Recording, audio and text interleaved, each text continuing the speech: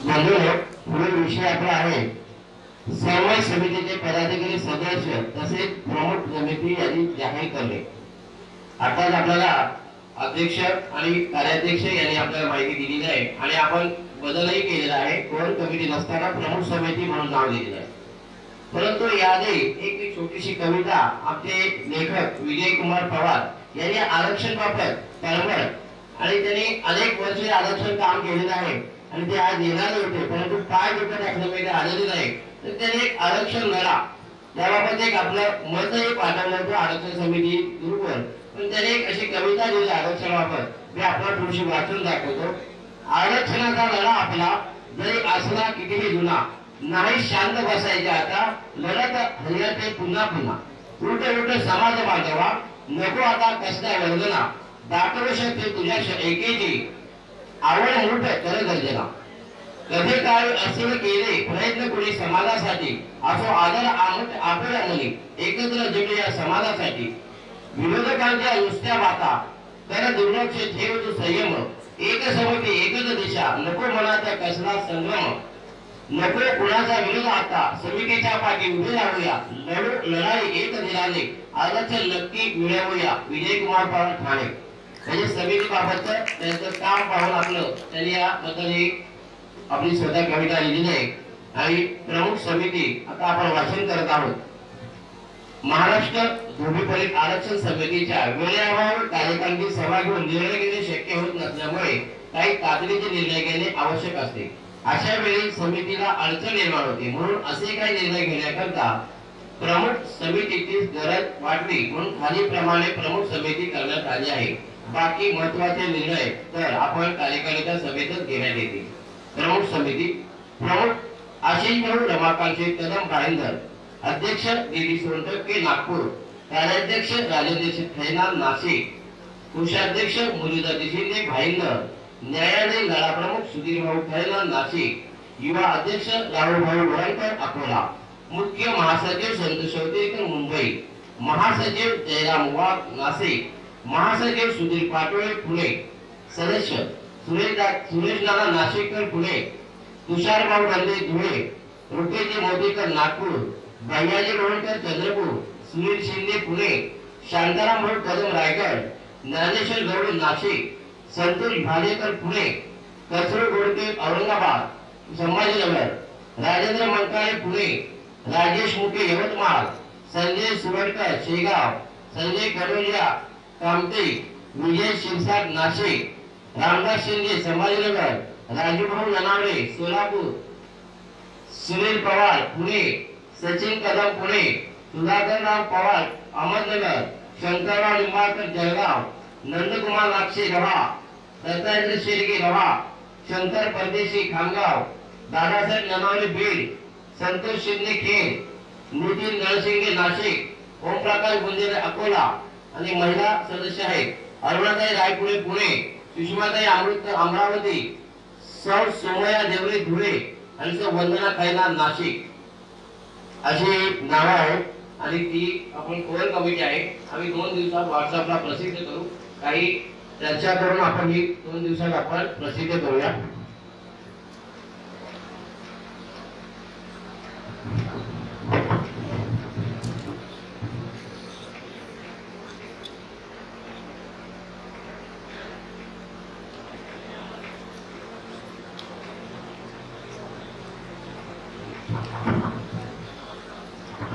राजूश्री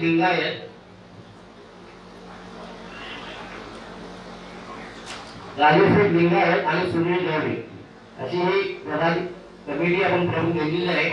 आणि याची प्रसिद्धी आम्ही उद्या किंवा परवा आपण प्रसिद्धी माध्यमाला देऊ, कारण काही बदल आताही दिलेले आहेत। त्याप्रमाणे ही प्रमुख समिती आहे। यांचा निर्णय घेताना या समितीच्या मार्फतच घेतले जातील। याच्यामध्ये महिलांनाही आपण घेतलेले आहे। काही तातडीचे निर्णय या समितीच्या प्रमुख समितीच्या माध्यमातून घेतले जातील। याबद्दल कोणाचा काही प्रश्न असेल तर हा विषय आपण समोर पुढे वाटचाल करूया। काही उपस्थितांचं काही मत याबद्दल?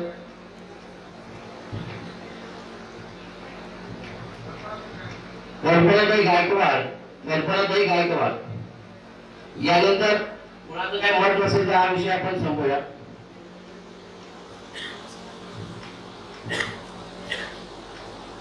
विषय आहे आपला तिसरा पाठपुरावा करून राज्य सरकारचा अहवाल व शिफारस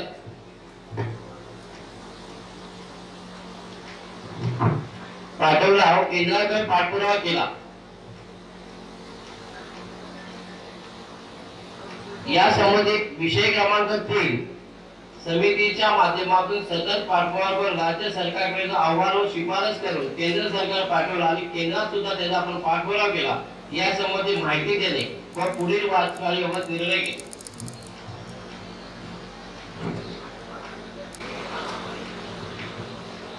सदस्य कोर कमिटी ऐवजी आपण समितीच केलेली आहे। या विषयाबाबत ह्या विषयामध्ये एक विषय लावून घेतला आहे की पदाधिकाऱ्यांची समिती आहे मुख्य समिती यांची यादी तीही आम्ही 3 अध्यक्ष बसलेले नाहीत। म्हणजे काही फेरबदल आहे। एक शंका आली असेल की आम्ही दुसरी यादी जी आहे ही समिती प्रमुख केली त्यानंतर दुसरी यादी आहे त्याच्यात बरीचशी जण नावं दिलेली आहेत आणि सर्व समावेश अशी समिती आम्ही स्थापन केलेलीच आहे। परंतु ती आज आम्ही डिक्लेरेशन देऊ शकत नाही कारण यामध्ये जे 3 अध्यक्ष आहेत परत संस्थेचे दिलीप सोनटक्के, राजेंद्र शेठ खैनार, राहुल वेरंकर या 3 अध्यक्षांना बसवून त्यांची जे आपले समाजात त्यांना काही पद दिले ते आमच्याकडून अजून झालेलं नाही। ते या 18 दिवसात आम्ही कळवून ते यादी आम्ही जाहीर करू। पण जे मुख्य आता तुम्हाला नाव वाचून दाखवली त्यामध्ये मुख्य महासचिव न्यायालयीन लढा प्रमुख मध्ये सुधीर भाऊ आले, युवा अध्यक्ष राहुल वेरंकर, मुख्य महासचिव संतोष चौधरी, महासचिव आपण 2 घेतलेले आहेत जयराम वाघ, सुधीर पाटोळे, ज्येष्ठ मार्गदर्शिका रेखाताई कदम, उपाध्यक्ष म्हणून नवीन नेमलेले आहेत जे 2 होते त्यापेक्षा तुषार भाऊ बंदे, संजय सुरकर, राजेंद्र मंकाळे, जयप्रकाश राजू नलावरे आणि अरुणाताई रायपुरे, सुषमाताई अमृतकर या महिलांना 2 उपाध्यक्ष म्हणून घेतलेले आहेत। त्यानंतर ज्येष्ठ मार्गदर्शक म्हणून भैराजी रेवणकर, अशोक राऊत यांना घेतलेले आहे। प्रसिद्धी प्रमुख म्हणून आपण दोघांना नियुक्ती केली आहे संदीप रोहणकर, गणेश गायकवाड। यानंतर कार्यकारिणीमध्ये आपण पहिले आहे यामध्ये वाढ करत आहोत दादासाहेब ननावरे, राजू दत्तात्रय कदम डोंबिवली, समीर पिंपळकर, रुपेश चाळके, संजय वाघ, विठोबा महाडिक, गणेश ननावरे आणि संदीप आढाव यांना आपण घेत आहोत। आणखी काही कार्यकारिणीमध्ये घेऊ आपण, परंतु 2 अध्यक्ष आम्ही बसून हा निर्णय घेऊ। यानंतर महिलांमध्ये आपण मुंबईच्या ज्या महिला आहेत त्यांचाही चांगल्या प्रकारे सहभाग केला आहे। अक्षता सौदेकर, सारिका कासेकर, स्नेहा नाचलकर, जया गोडगे तसेच पालघर जिल्ह्याचा विभागीय अध्यक्ष अनेक वर्ष पद आम्ही आलेलो नव्हतो त्यामुळे तिथेही आम्ही मोहन आंबवडे यांची आम्ही नियुक्ती केलेली आहे। त्यानंतर आमचे जिल्हा अध्यक्ष पालघरचे निलेश पाशेकर यांना जे पद आम्ही काय ते देत आहोत। त्यानंतर रत्नागिरी जिल्हा संतोष शिंदे पुन्हा आपण त्यांना त्याच जागी पुन्हा निवड करत आहोत। तसेच सोलापूर जिल्हा अध्यक्ष म्हणून सोलापूरचे अजय सोनटके आहेत जिल्हा अध्यक्ष आणि सदस्य मध्ये रायगड, रत्नागिरी, सिंधुदुर्ग मधून नाव आलेले आहेत रवींद्र काळेकर, विलास तळेकर, दीपक कदम, सुभाष कदम, महादेव दळवी, किशोर वास्कर, दिलीप सुर्वे, प्रकाश पवार, बाबूराव काळेकर, घनश्याम सिरवळकर, उत्तम कृष्णा गायकर, दुर्गेश्वर भोपळे, दिलीप भावेकर, विजय पाटील, मोहन वालकर, सदानंद अनावकर, राजेंद्र भावेकर, त्यानंतर सुभाष कदम आलेले आहेत, दीपक कदम यांची नावे आहेत त्यांना सगळ्यांना घेतलेले आहे। आमच्या श्रीवर्धन मधून भिकू पागारकर, भास्कर पागारकर, सुधीर दिवेकर आणि मुंबई मधून आम्ही हे गेलं संजय अंबानी यांना आणि ज्या आता उपस्थित आम्हाला महिला आहेत त्या महिलांनी सगळ्यांना आम्ही समाविष्ट करून घ्यायचे आणि कमी जास्तीत जास्त समितीचा विचार करण्याचा आम्ही पुढील मीटिंग मध्ये प्रयत्न करू।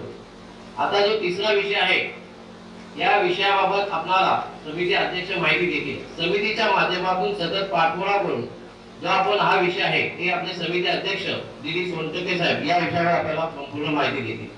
संत गाडगे बाबा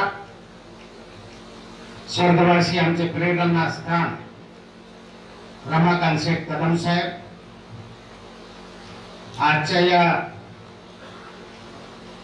आरक्षण समन्वय समितीच्या बैठकीला ज्यांच्या मार्गदर्शनात ही लढाई सुरू आहे असे आमचे आशिष भाऊ कदम, कार्याध्यक्ष राजेंद्रजी खैरनार, आमचे न्यायालयीन लढा प्रमुख ज्येष्ठ मार्गदर्शक सुधीर भाऊ खैरनार, इतर जास्त वेळ नावामध्ये न घेता सर्व आपले सहकारी मंचावर असलेले सन्माननीय आमचे पदाधिकारी, समोर बसलेले माझे सर्व या ठिकाणी पदाधिकारी, सदस्यगण, बांधव आणि भगिनींनो, हा आपल्या आरक्षणाचा समाजाचा लढा 1960 पासून तर आज पावे तो सुरू आहे. पण प्रत्येक संघटनांनी प्रत्येक व्यक्तीने समाजाला आरक्षण मिळावं म्हणून सर्वांनी प्रयत्न केलेले आहेत, याच्यात कुठेही शंका नाही. प्रत्येकाने आपापल्या परीने प्रयत्न केले, पण त्याला यश यावं तसं यश आपल्याला आलेलं नाही. तो खरा 2002-1 मध्ये जेव्हा समिती स्थापन झाली तेव्हा आशेचा किरण म्हणून आपण डॉक्टर भांडे समितीची समिती स्थापन झाली. त्यानंतर 2002 मध्ये त्यांनी आपला अहवाल शासनाकडे सादर केला. पण 2005 मध्ये शिफारस दिल्लीला गेली, त्याच्यात कॉन्ट्रास्ट अहवाल म्हणून भारतीचा अहवाल त्या ठिकाणी पाठविण्यात आला आणि तो अहवाल परत शासनाकडे आला, महाराष्ट्र शासनाकडे. 2005 ते 2015 पर्यंत सांगावं कोणतरी समाज बांधवाने संघटनेनं नुसतं आंदोलन करून चालत नाही, नुसतं उपोषण करून चालत नाही, तर त्या ठिकाणी शासनाकडे आपल्या राजकीय पदाचा उपयोग, राजकीय दडपण सत्ताधाऱ्यांना सरकारकडे जाऊन आपला पाठपुरावा करावा लागतो. तो पाठपुरावा 2017 पासून आपण या ठिकाणी कंटिन्यू टेबल टू टेबल आपण करतो आहोत. 2017 मध्ये आपल्याला सांगितलं पाहिजे, 2014 मध्ये जेव्हा या महाराष्ट्रामध्ये युतीचं सरकार आलं, देवेंद्रजी फडणवीस साहेब या महाराष्ट्राचे मुख्यमंत्री झाले आणि मी पहिलं निवेदन आणि पहिलं जर मीटिंग लावली असते तर आपल्याकडे पत्र आहे. 2016 मध्ये नागपूरला रवी भवन शासकीय निवासस्थानी चंद्रशेखर बावनकुळे साहेब मंत्री असताना त्या ठिकाणी मीटिंग लावली आणि त्या ठिकाणी आपण विषय फक्त भांडे समितीच्या अहवालाच्या शिफारशी तुम्ही केंद्र सरकारकडे हा विषय ठेवला. दुसरा विषय ठेवला होता गाडगे बाबांची जयंती ही शासकीय स्तरावर झाली पाहिजे. तिसरा विषय होता आमच्या समाजाला 30 वर्षापासून आम्ही मागणी वीज दरामध्ये पारंपरिक व्यवसायाला करतो, ती आम्हाला मिळालेली नाही. चंद्रशेखर बावनकुळे साहेब, तुमच्या एवढा ऊर्जा मंत्री आमच्या जवळ भविष्यात भेटणार नाही आणि भेटला नाही आणि तुमच्याकडून आम्ही वीज दराची सवलत घेतल्याशिवाय राहणार नाही. या ठिकाणी जाहीर त्या नागपूरला सांगितलं आणि आपण त्या वीज दराची सवलत 50% आपल्या पदरात आपण पडून घेतली. आजही लाखो रुपयाची बचत आपल्या समाजामध्ये आपले पारंपरिक लॉन्ड्री व्यवसाय करणाऱ्याला मिळते आहे.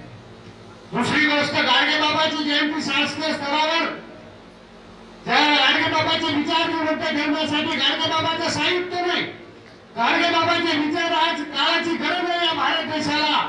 म्हणून गाडगे बाबाच्या नावाने आपल्याला समोर त्याची प्रतिमा जरी दिसली तर गाडगे विचार दिसले पाहिजेत. म्हणून ग्रामपंचायत पासून तर मंत्रालयापर्यंत शासकीय स्तरावर गाडगे बाबाची जयंती साजरी झाली पाहिजे.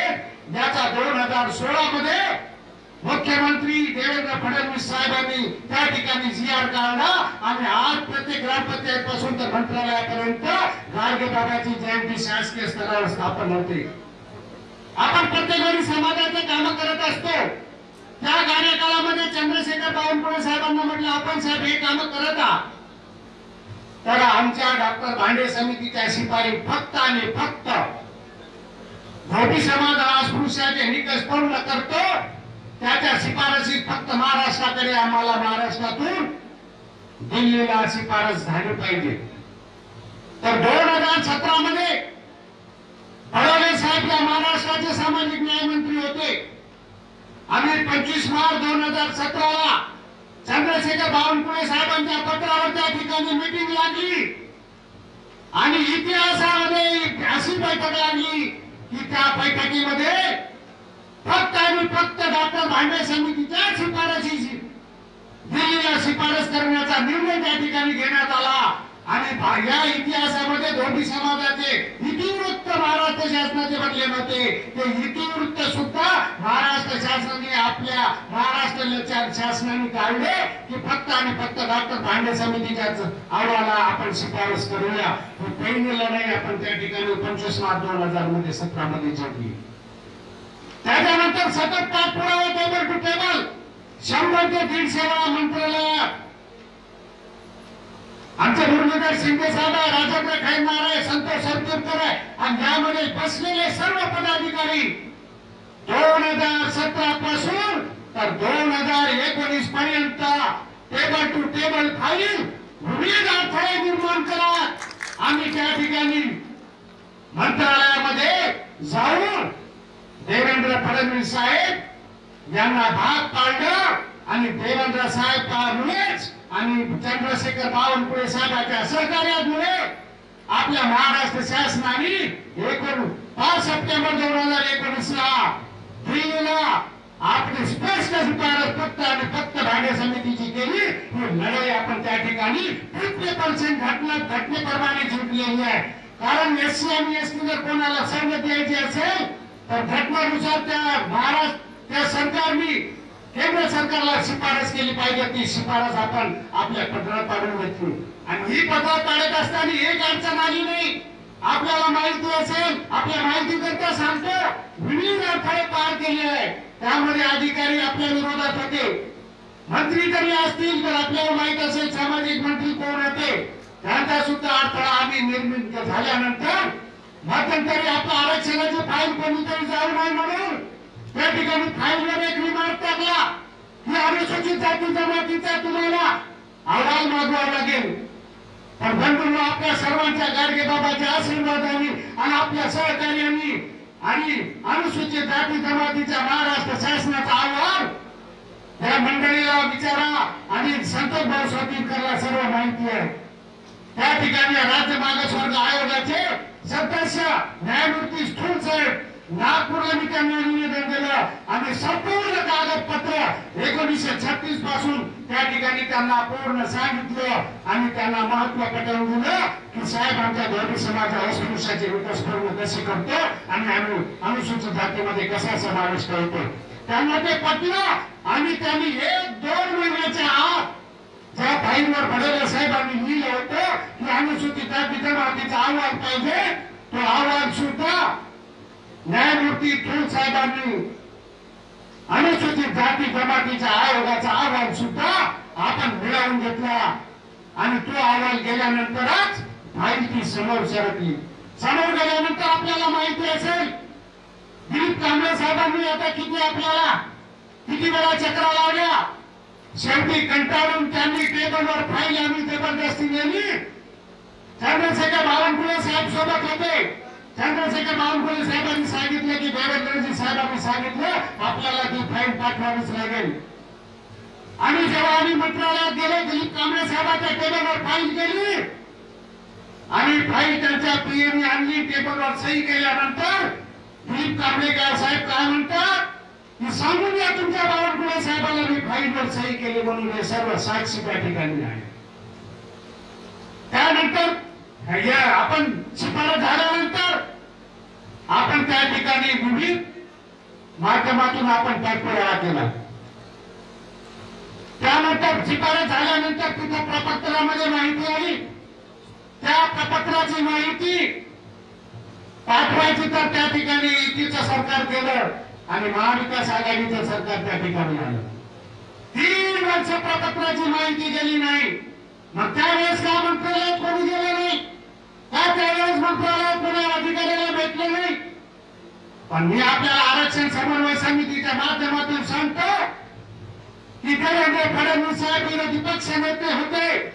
देवेंद्र फडणवीस साहेबांना या माहितीच्या पुस्तकामध्ये निवेदन दिलं. त्यावेळेस पराग जैन साहेब सचिव सामाजिक सचिव होते. त्यांना ताबडतोब फोन लावला देवेंद्र फडणवीस साहेबांनी की माझ्या कार्यकाळात मी शिफारस केलेली आहे आणि दिल्लीवरून आलेल्या त्या प्रपत्रामध्ये माहिती आपण पाठवलीच पाहिजे. तेव्हा त्या ठिकाणी आपल्याला पराग जैन साहेब सचिव सामाजिक न्याय विभाग या पत्रामध्ये माहिती पुरवण्यासाठी त्यांनी फाईल पुढे नेली. फाईल पुढे नेले असताना माहिती त्या ठिकाणी बऱ्याच अडचणी आल्या. आता आपल्याला माहिती आहे सचिव लेवलवर कलम त्यांची कशी चालते, मंत्र्यांनी जरी म्हटलं तर कलम कशी चालवायची. आणि भाई हा डोळ्यांनी नजरेनं पाहून पेपर टेबलच्या फाईलवर रिमार्क काय, कुठे कुठे तर नाही टाकली, या पद्धतीने पाठपुरावा करून त्या ठिकाणी आपल्याला सांगितलं पाहिजे. फाईल पुढे गेली जॉईंट सेक्रेटरी निगेटिव्ह, त्या ठिकाणी नाव घ्यायचं नाही आपल्याला. मध्यंतरी आपले काही समाज बांधव आले, आर्थिक व्यवहार करायचा म्हणून ठरलं. रमाकांत कदम साहेबांनी निर्णय घेतला आणि रमाकांत कदम साहेबांना आम्ही विरोध करू शकत नव्हतो, कारण ते आपले आदर्श होते. म्हणून कदम साहेबांनी निर्णय घेतला की आपल्याला या माध्यमातून सुद्धा प्रयत्न करूया.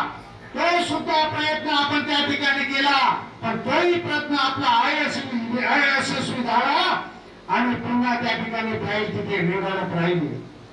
तर आपण चंद्रशेखर बावनकुळे साहेबांच्या माध्यमातून अरविंद कुमार सेक्रेटरी होते, 8 दिवस झाले रिटायरमेंट होता. संतोष भाऊ सोतीरकरला म्हटलं ते रिटायर होत आहे, तर मी स्वतः चंद्रशेखर बावनकुळे साहेबांना फोन करायला लावला आणि ती पत्राची माहिती हे जर सेक्रेटरी गेले आणि दुसरे सेक्रेटरी केव्हा येतील तर अजून 2-3 महिने फाईल पडून राहील. म्हणून संतोष भाऊ सोतीरकरला सांगितलं तुम्ही ते सेक्रेटरीच्या टेबल पुढे तुम्ही केबिन मध्ये समोर सांगा.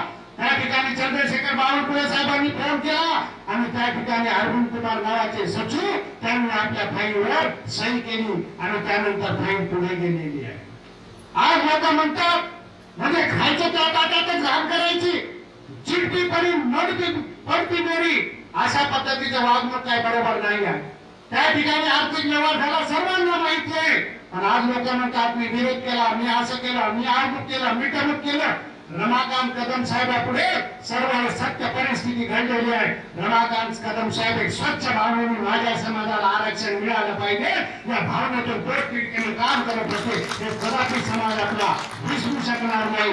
त्या माणसाला तुम्ही खोटं करता, त्या माणसाला तुम्ही कुठेतरी आपल्या चुकीची माहिती देता, हे कदापि समाज आपला समाज मान्य करणार नाही. त्या भाषेच्या माध्यमातून तुम्ही माहिती देता. अरे बाबा करा ना, मग तुमचे हात कोणी धरले? जाणं तुम्ही अधिकाऱ्याकडे, जाणं करा ना, जा मंत्र्याकडे आणि आपल्याला सांगितलं पाहिजे की मी भारतीय जनता पार्टीचा पदाधिकारी म्हणून त्या ठिकाणी माझ्या पदाचा उपयोग फक्त आणि फक्त माझ्या समाजाला आरक्षण मिळालं पाहिजे, माझ्या समाजाला न्याय मिळाला पाहिजे, भावना ठेवूनच त्या ठिकाणी केलेलं आहे. पण चला चांगलं काम करत असताना त्या माणसाची बदनामी होते, चांगल्या माणसाची बदनामी होत नसते. म्हणून मला त्याचा काही फरक पडत नाही, कारण मी टणटण करणार आहे, त्यामुळे मला कोणताही फरक पडत नाही.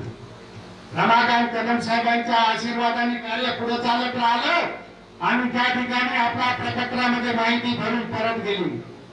आपल्याला माहिती आहे प्रपत्रामध्ये माहिती दिल्लीला गेली आणि दिल्लीमध्ये केंद्रामध्ये आरजीआयला पत्र केलं. एक घटनेनुसार ती चाकवली असते, इथे नाही जायचं, तिथे नाही जायचं, तिथे नाही गेली पाहिजे, इथे आली पाहिजे, तिथे कशाला पाठवली. अरे बाबा करा ना, मग तुमच्या पदाचा उपयोग करा ना. किती राजकीय पाठबळ आहे तुमचा, जर किती राजकीय पुढारी आहे, जाणं दिल्लीमध्ये असं करा ना. नुसतं बोलणे सोपं आहे, पण कृती करणे फार अवघड आहे. आणि ते आम्ही सर्वांनी कृतीतून आपल्या आशीर्वादाने कृतीतून काम केलं आणि या माध्यमातून छाती ठोकपणे समाजाला सांगा. याचे जर तुम्हाला कोणी प्रश्न विचारला तर मला फोन करायला, त्याला छाती ठोकपणे उत्तर देऊ. फक्त आणि फक्त आरक्षण समन्वय समितीने या महाराष्ट्र शासनाकडून शिफारसीचं काम केलं. पत्र व्यवहार पूर्ण जोडलेला आहे. दिल्लीमध्ये प्रपत्र गेल्यानंतर दिल्लीच्या माध्यमातून आरजीआयला फाईल गेली. आरजीआयला फाईल केली तर आरजीआय मध्ये गृह मंत्रालयाचे अखत्यार त्या ठिकाणी खाते येते. तुम्हाला सांगायचं पाहिजे तर गृह मंत्रालयाच्या त्या ठिकाणी 50 फुटापर्यंत एंट्री नाही आहे. आपली मीटिंग कशी लागणार तर आम्ही नितीन गडकरी साहेबांकडे गेलो. नितीनजी गडकरी साहेबांनी पत्र दिलं आरजीआय कडे आणि आरजीआय कडे आपली ऑथराइज मीटिंग लावली. त्या मीटिंग मध्ये फक्त 4च लोक नव्हते. आम्ही राजेंद्र शेठ साहेबांसारख्यांना आम्ही बाहेर ठेवलं आणि जे पेपर पंच होते त्यांना घेऊन गेलो. हे चुकीचं ठरलं. त्यावेळेस मला आता पश्चाताप होतो की आपण ते माझ्यासोबत फिरले हे मला कुठेतरी मी सापाला दूध पाजलं, हे आज पश्चाताप मला होतोय. मी कोणाला मोठं केलं नाही, पण एक विश्वास ठेवून त्या पद्धतीने काम केलं, म्हणून त्या ठिकाणी आरजीआयची मीटिंग आपली त्या ठिकाणी झाली. आणि आरजीआयची मीटिंग झाल्यानंतर कागदपत्र सुधीर भाऊ खैरनारकडे माझ्याकडे होते, त्या ठिकाणी पूर्ण भाग त्या ठिकाणी आपण त्या ठिकाणी दिला. आम्ही तुम्हाला अभिमानाने सांगतो, त्या ठिकाणी आजपर्यंत आरजीआयने एकही पॉझिटिव्ह अहवाल केला नाही, पण आपला अहवाल त्रुट्या परत काढल्या आणि सामाजिक न्याय मंत्र्याकडे सचिवाकडे पाठवलं. मी त्या ठिकाणी सामाजिक मंत्रालयात गेलो, त्या ठिकाणी यादव साहेबांचे नावाचे अधिकारी होते. अरे आप बदकिस्मत वाले बोले, आरजीआई ने अभी तक किसी का पॉजिटिव नहीं भेजा, बोले आपका तो माहिती मंगवाई, बोले ये महाराष्ट्र शासन से माहिती थोड़ी अच्छी तरह के लाओ. परत महाराष्ट्र शासनाचं पत्र आलं, 6 महिने पत्र इथे पडून होतं, पण कोणालाही माहित नाही. पुन्हा दिल्लीला गेलो, दिल्लीला अशोक नेते साहेबांना खासदारांना घेऊन गेलो आणि सचिवांना भेटलो, रामदास आठवले साहेबांना भेटलो. यामध्ये रामदास आठवले साहेबांना सांगितलं की आम्हाला स्मरणपत्र काढून द्या आणि स्मरणपत्र काढून परत आम्हाला माहिती आम्ही महाराष्ट्र शासनाकडून पॉझिटिव्ह करून आणू.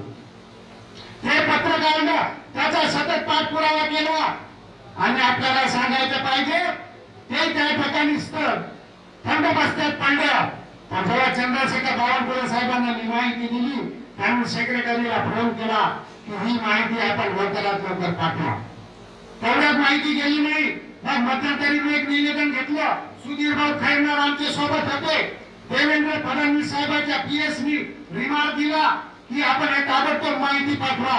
सुमंत भांगे नावाचे सचिव होते, विचारा सुधीर भाऊ खैरनारांनी.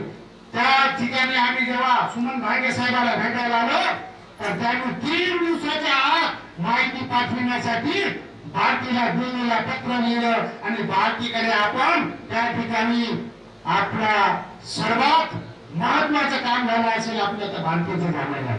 भारतीमध्ये सुधीरभाऊ खैरनार आपण टेक्चर साहेबांच्या माध्यमातून त्या ठिकाणी बैठक लावली, सर्व पदाधिकारी होते, सर्व माहिती एक दिवस थांबून सुधीरभाऊ खैरनारांनी त्या ठिकाणी संपूर्ण असे सर्व पुरावे दिले आणि भारतीचे पूर्ण आपण ज्या ठिकाणी केंद्र शासनाने आरजीआयने जे दिले होते ते मुद्दे फोडून आपल्या पद्धतीने पॉझिटिव्ह अहवाल बनवून आपण महाराष्ट्र शासनाकडे आणला. आणि महाराष्ट्र शासनाने सुद्धा त्या ठिकाणी पुन्हा अडथळे निर्माण झाले. संतोषराव सोतीरकरला माहित आहे, ज्या अधिकाऱ्यांनी आपल्याला त्रास दिला तोच अधिकारी तिथे होता, त्याच्याकडे फाईल केली. पुन्हा देवेंद्र फडणवीस साहेबांकडे गेलो आणि त्याचा मुलगा बघा तुम्ही एक पत्र आहे की तात्काळ कारवाई करावी फोन लावला की हे ताबडतोब तुम्ही प्रपत्रामध्ये माहिती भरून पाठवा. त्या अधिकाऱ्यांनी फाईल दिली नाही, ते फाईल त्याच ठिकाणी होते. आली अडचण पुन्हा आम्हाला निगेटिव्ह भारतीकडनं आणलं, पण महाराष्ट्र शासनाकडे पुन्हा लटकते का म्हणून संतोषभाऊ सोतीरकरला मी मंत्रालयात जा म्हटलं सेक्रेटरीकडे आणि त्या अधिकाऱ्यांना भेटा. त्यावेळेस चंद्रशेखर बावनकुळे साहेबांनी जेव्हा भांगे साहेबांना फोन केला, मी मुंबईला आलो, संतोषभाऊ सोतीरकर त्या ठिकाणी चंद्रशेखर बावनकुळेच्या साहेबाच्या पाठीवर गेलो, त्यांनी पत्र लावला. पत्र सांगितलं आणि फोनवर सांगितलं की भांगे साहेब 3 दिवसाच्या आत आपली माहिती गेली पाहिजे.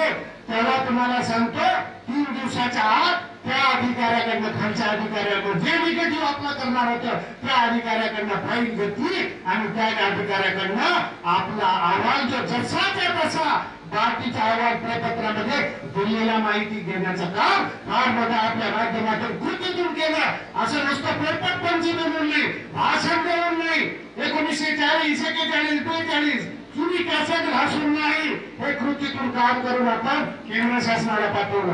केंद्र शासनाचे किती खोटं बोलायचं, त्याला मर्यादा आहेत काही. अरे 3,500 समाज बांधले नागपूरच्या भटसभागृहात, त्या भटसभागृहामध्ये नितीनजी गडकरी साहेबांनी स्पष्ट म्हणलं माझ्या घरी केंद्रीय मंत्री जेवण करायला येणार आहे, तुम्ही 100% या, त्यांनी मीटिंग करून घेतो.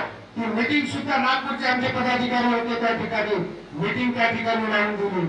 4-4, 5-5 पत्र आहेत नितीनजी गडकरी साहेबांनी. आणि मतांतरी एक आपला प्रश्न टाकतो की त्या नागपूरच्या कार्यक्रमामध्ये नितीनजी गडकरी साहेबांनी एकही शब्द बोलला नाही. म्हणजे 3,500 लोक खोटे पडतात, त्याला काही मर्यादा आहे तुमच्या? त्या ठिकाणी त्यांनी 5-5 पत्र दिले असते का? गडकरी साहेबांच्या सहकार्य दिल्लीमध्ये आपल्याला खूप मिळालेलं आहे आणि मिळत राहील.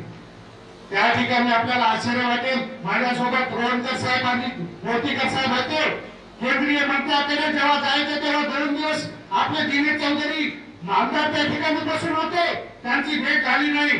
पण आम्ही नितीनजी गडकरी साहेबांकडे गेलो आणि आपले सुद्धा पदाधिकारी हजर असताना रोहनकर साहेब, मी, मोतीकर साहेब, नितीन गडकरी साहेबांनी ताबडतोब केंद्रीय मंत्री देवेंद्र फडणवीस साहेबांना फोन लावला, ये हमारा महाराष्ट्र का काम है, ये 100% को हमारे भेजते हैं, आप करो. तो केंद्रीय मंत्री इतका म्हणजे हे झाला की नितीनजी गडकरी साहेब का फोन आहे मेरे को, त्याचा कार्यक्रम सोडून आमची वाट पाहत केंद्रीय मंत्री राहिला. हे विचारा तुम्ही रोहनकर साहेबांना, मोतीकर साहेबांना. आणि त्यांनी सांगितलं की मी तुम्हारा काम है जल्दी से जल्दी करवा देता हूं. अशा पद्धतीने काम करत असताना आपण आज केंद्रामध्ये त्याचा पाठपुरावा करत आहोत. परत आरजीआयकडे ती माहिती आपण महाराष्ट्र शासनाकडे गेलेली आहे. ती आरजीआयची माहिती आपण आता त्या ठिकाणी आरजीआयची माहिती तयार करण्यासाठी मध्यंतरी दिल्लीमध्ये मी संतोषभाऊ चौतीकर आमचे शंकरभाऊ परदेशी होते. त्यावेळेस गडकरी साहेबांकडे गेलो. गडकरी साहेबांबद्दल बोलता, अरे त्या गडकरी साहेबांच्या दिल्लीला बंगल्यामध्ये जा, तुम्हाला 100 फुटापर्यंत काम करायला लागते, भेटणं थोडंच राहिलं.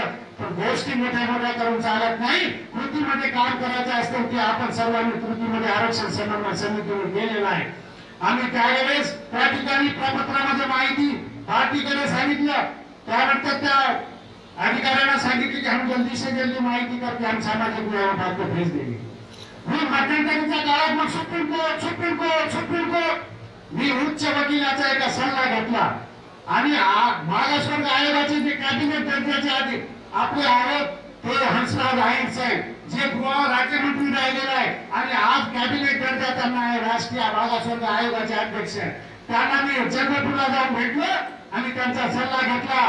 साहेब, आम्ही सुप्रीम कोर्टात जायला पाहिजे का त्या ठिकाणी पाठपुरावा केला पाहिजे. त्यांनी प्रामाणिक सांगितलं, आम्ही सुप्रीम कोर्ट में मत जाओ बोले तुम्ही, तुम खाली अर्जी का रिपोर्ट क्या आता है ये देख लो, उसके बाद आप सुप्रीम कोर्ट में जाओ. आपण जर सुप्रीम कोर्टात गेले, घाई केली आणि आपल्याला सुप्रीम कोर्टाने काय सुप्रीम कोर्टाला अधिकार आहे का आरक्षण देण्याचे? सुप्रीम कोर्ट विचारणार तर कोणाला विचारणार? केंद्र सरकारने विचारणार यांच्या आरक्षणाबद्दल काय झालेलं. केंद्र सरकार काय सांगणार? आमच्याकडे प्रस्ताव यांचा प्रोसेस मध्ये आणि आम्ही ते करतोय, झाल्यानंतर आम्ही अभ्यास करून करू झाले बसले. आता घाई सुप्रीम कोर्टात जायचं, 5-10 लाख रुपये खर्च करायचे, परत वर्गण्या करायच्या आणि परत वर्गण्या करून आपल्या गरीब समाजाला कुठेतरी चुकीच्या मार्गाने देण्यासाठी आरक्षण समन्वय समितीच्या माध्यमातून अशी गौरव कदम आणि आम्ही सर्व पदाधिकारी चुकीच्या गोष्टीने वेळ झाला तर चालेल, पण योग्य मार्गानेच आपण समाजाला न्याय देण्याचं काम करू, एवढंच मी सांगतो. आणि नुसतं खोटं बोलत नाही, आपल्याला सांगितलं पाहिजे, आपल्याला बोललं पाहिजे. नुसतं काय आम्ही पोपटपंथी करत नाही किंवा आम्ही बोलत नाही. हे बघा तुम्ही, पहिलं नाव आहे 3 राज्य मिळून मध्य प्रदेश, छत्तीसगड आणि महाराष्ट्र मिळून विजय श्रीकृष्ण तिरेटे, आशिषभाऊ कदम, राजेंद्रजी खैरनार, देवराज गोंडबाजी सोनटक्के ही 75 पेनाची सुप्रीम कोर्टात जाण्यासाठी याचिका सुद्धा तयार आहे. आम्ही खोटं बोलत नाही, पाहून घ्या तुम्ही. 75 पेनाची याचिका या ठिकाणी तयार आहे. नुसता पोपटपंथी करून निघून बोलायचं हे गोष्टी करत नाही आम्ही, पण योग्य दिशेने आणि योग्य वेळी आम्ही सुप्रीम कोर्टात जाण्यासाठी सुद्धा सदैव तयार आहोत. फक्त आपल्याला केंद्र सरकारची थोडे दिवस वाट पाहू आणि केंद्र सरकारकडून काय पत्र येते त्याच्या विरोधात आपण सुप्रीम कोर्टात जाऊ आणि नंतर आपल्या आरक्षणाची लढाई काय होते ते बघू. आता एक भाजप काढला, लढाई, अंतिम लढाई सुप्रीम कोर्ट, अंतिम लढाई सुप्रीम कोर्ट. नंतर काय झालं? रस्त्यावरची लढाई, लोकसभेवर बहिष्कार. आणि करताय काय कशासाठी संभ्रम निर्माण करता समाजामध्ये? करायचं असेल तर चांगल्या पद्धतीने करा, अन्यथा करू नका. अहो, खरं तर तुम्हाला सांगतो, 8 महिन्यापासून संतोषभाऊ चौतीकरला विचारा. मी सर्व संघटना एकत्रित आणण्यासाठी बोललो का नाही? संतोषभाऊला विचारा तुम्ही. तो बालाजी शिंदे साहेब असो, आमच्या कोणत्याही संघटनेच्या 4-5 संघटना मिळून मी स्वतः फोन करणार होतो, आशिष भाऊला विनंती करणार होतो आणि आपण सर्व संघटना मिळून सुप्रीम कोर्टाची लढाई लढू. यांना खूप खाली भागातच कुठे आरक्षण समन्वय समिती नाही, कुठे आशिष भाऊचं नाव नाही, कुठे परत टाकलं, पुढे घेतलं. मग त्या ठिकाणी आपला एक पदाधिकारी बोलतो मी आरक्षण समन्वय समितीशिवाय बोललो नाही, त्याची कॅसेट होती, व्हिडिओ कॅसेट होती, मी सुधीरराव खैरनारला पाठवली. एकही शब्द आरक्षणाच्या बाबतीत बोललं नाही. काय बोलले त्या ठिकाणी? एकनाथराव गोडसे सर, तुम्ही शिवाजी महाराजांची भूमिका निभवा, आम्ही मावळे म्हणून तुमच्या सोबत आहोत. बोलायचे एक, खायचे दात वेगळे, दाखवायचे दात वेगळे, हे कशासाठी करताय? अरे आम्हाला समाजासाठी शिव्या जरी खायची वेळ आली तरी आम्ही समाजाच्या शिव्या खाऊ, पण समाजाला न्याय दिल्याशिवाय राहणार नाही. आम्ही चांगल्या मार्गानेच आपण जाऊ.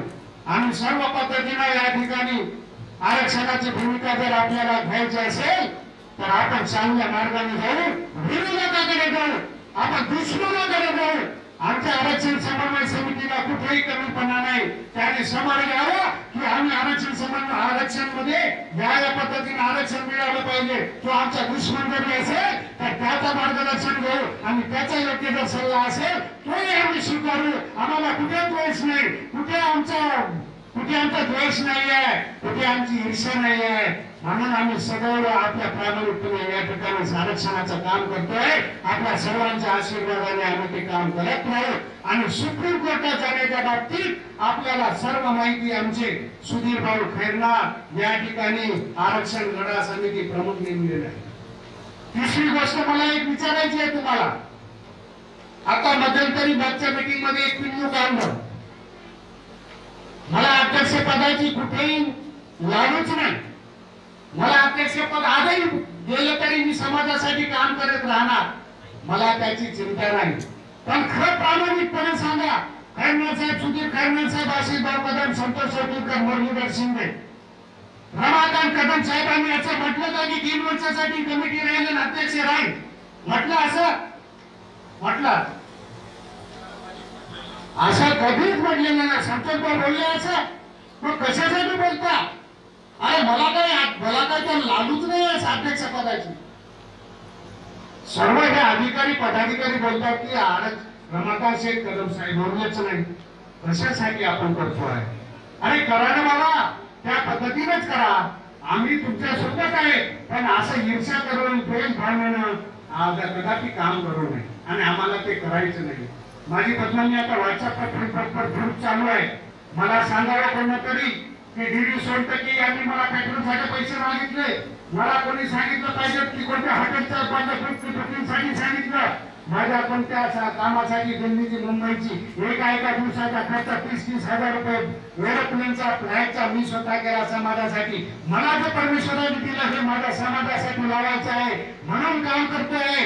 माझं जर नसतं तर मी काय केलं असतं असं मला कदापि कोणी म्हणणार नाही. आम्ही त्या पद्धतीचे नाही आहे. माझा वैयक्तिक कुठे याचा स्वार्थ नाही, पण समाजाचं काम करण्याची या ठिकाणी आपण जे विडा उचलला तो विडा आम्हाला पूर्ण आरक्षण समन्वय समितीच्या आशिष भाऊ कदमच्या मार्गदर्शनामध्ये शेवटपर्यंत आपल्याला निर्णय तो न्यायचा आहे. सुप्रीम कोर्टात जायचं कोणी नाही म्हटलं. सुप्रीम कोर्टात जर वेळ आली तर आपल्याला जावंच लागेल, कारण न्याय घेण्यासाठी समाजासाठी. पण त्याला वेळ काळ अशीच घाई केली एसटीच्या केस बाबत. अरे मी पहिला माणूस आहे त्याला विरोध करणारा, तरी मी 11,000 रुपये दिले. आणि माझ्या संस्थेची खोटी माहिती खोट्या पेपर मध्ये आल्यानंतर तुम्ही भ्रष्टाचार केला, तुम्ही पैशाची अफरातफर केली आणि माझ्या संस्थेचा एक पेपर जरी आला तर तुम्ही ते माझी बदनामी करता.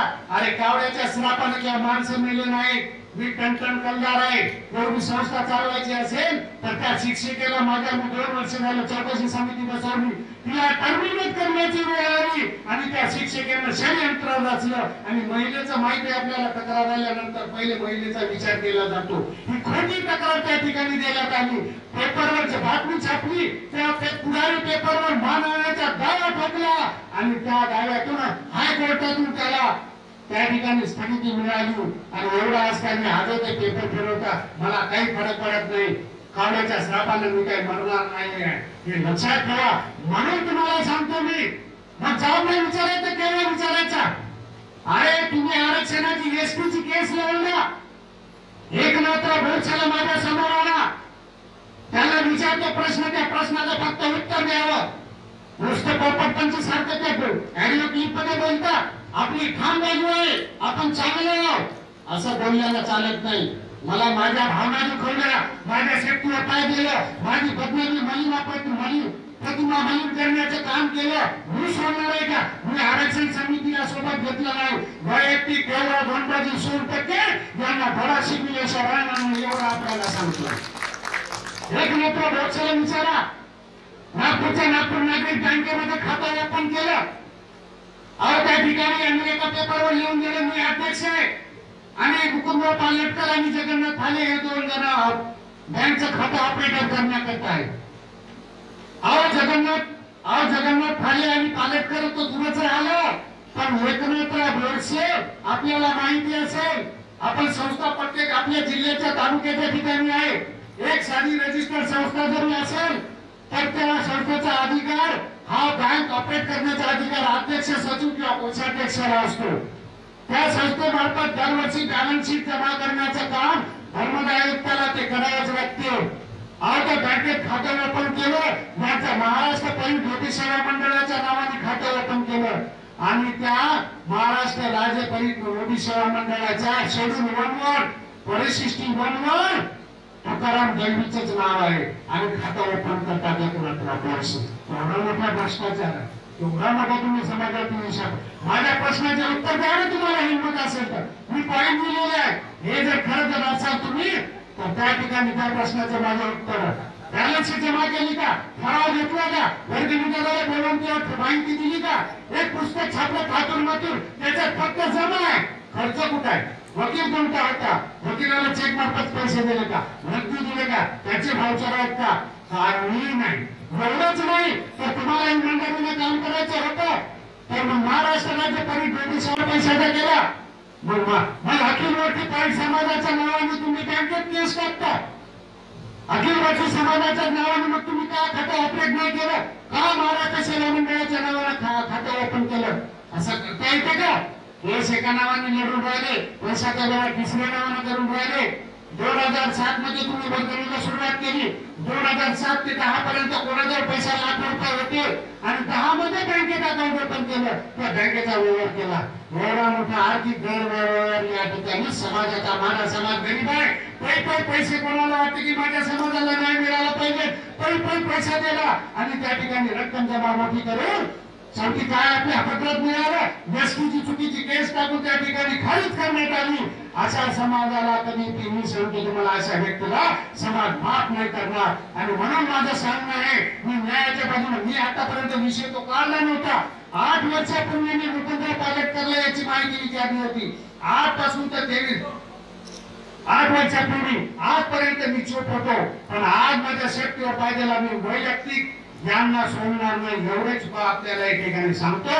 आणि पुढील आरक्षणासाठी आपल्याला मिळण्यासाठी आपण योग्य मार्गाने जाऊ, समाजाला न्याय देऊ. कारण आमच्यावर तुम्ही विश्वास टाकला, आम्ही तुमचे सेवक आहोत आणि सेवक म्हणून समाजाला रिझल्ट देण्याचं काम आम्ही सर्वतोपरी प्रयत्नांची पराकाष्ठा करू. आणि समाजाला एवढंच नाही, बरेच काम आम्ही या ठिकाणी समाजाला रिझल्ट दिलेला आहे. आरक्षणाचा सुद्धा रिझल्ट आपण आपल्या सर्वांच्या आशीर्वादाने, सर्वांच्या सहकार्याने देऊ. आणि पुढील लढाई या ठिकाणी आरक्षणाचे आपण दिल्लीत, आपण थोड्या दिवसांनी आता आचारसंहिता संपल्यानंतर दिल्लीला जाईल, त्या ठिकाणी आपण सहकार्य गडकरी साहेबांचं, दुसऱ्या मंत्र्यांचं घेऊ, आरजीआयची माहिती लवकर मागवून घेऊ आणि त्यानंतर सातोसात आपण सुप्रीम कोर्टाच्या लढाईची तयारी करू. त्यासाठी या ठिकाणी आपण ती कमिटी जाहीर केली. सुधीरभाई करणार न्यायालयीन लढा प्रमुख राहतील, ती सातोसात सुद्धा अभ्यास समिती मिळण्यात येईल आणि ठिकाणी पत्र आल्याबरोबर आपण त्या ठिकाणी सुप्रीम कोर्टात जाऊ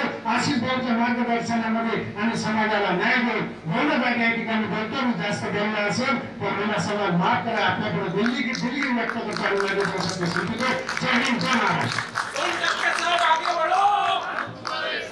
2% साहब आगे बढ़ो, आशीष जी कदम आगे बढ़ो, साहब आगे बढ़ो, शिंदे साहब आगे बढ़ो.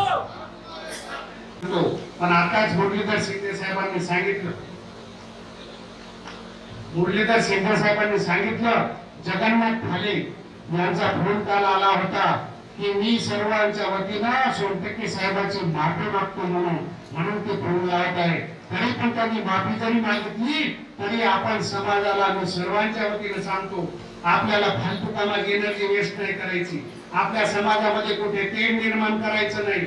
आपल्याला कोणाची दिशाभूल करायची नाही. आणि माफी जरी मागितली असेल तर सर्वांची माफी या ठिकाणी माझ्यासहित सर्व समाजाची माफी मागितली तर आपण त्या ठिकाणी ते प्रकरण स्तब्ध करू आणि शांतीने करू, पुढे काही करणार नाही. कारण काय आहे, शेवटी माणूस आहे, माणूस हा चुकीचा पुत्र आहे. त्यांच्या ज्या चुकी झाली आपलं माफ करणं हे आपलं कर्तव्य म्हणून त्यांनी जर माफी मागितली तर आपण भविष्यामध्ये त्या बाबतीत कुठेही लक्षता. आणि यापुढे एकनाथजी गोडसे असो की त्या ठिकाणी आपले राजाभाऊ उंबरकर असो की त्या ठिकाणी अनिल शिंदे असो, मी सर्व पदाधिकाऱ्यांना विनंती करतो, त्यांच्याबद्दल अपशब्द, त्यांच्याबद्दल चुकीची माहिती, त्यांच्याबद्दल व्हॉट्सअप फेसबुकवर कोणीही टाकू नये, कोणीही बनवू नये अशी मी वैयक्तिक विनंती करतो. कारण काय, दुसरा जर एखादा कोणी आपल्याला त्याच्यातून आपल्याला फरक दिसला पाहिजे, किती एवढं माझ्याविषयी मी त्याला उत्तर देणार नाही. मी बालाजी आमचे सोडवणकर आहे, नेहमी उत्तर देतात ते. मी म्हटलं बालाजी आता राहू द्या, पण झालं कशाला विनाकारण, त्यांचं त्यांना काम करू द्या ना. सोनटक्के कसं आहे सर्व समाजाला माहित आहे. मग 10 लोकांनी म्हटलं तर सोनटक्के प्रतिमा होणार आहे का, खरा होणार आहे का? अरे मी स्वच्छ आहे ना, संपला विषय. मला माझी जीवनाची गॅरंटी आहे ना, संपला विषय. म्हणून या कोणाच्याही समाधानाच्या व्यतिरिक्त कोणी आपण त्याच्याबद्दल काही वाईट बोलू नये एवढंच मी आपल्याला या ठिकाणी सांगतो.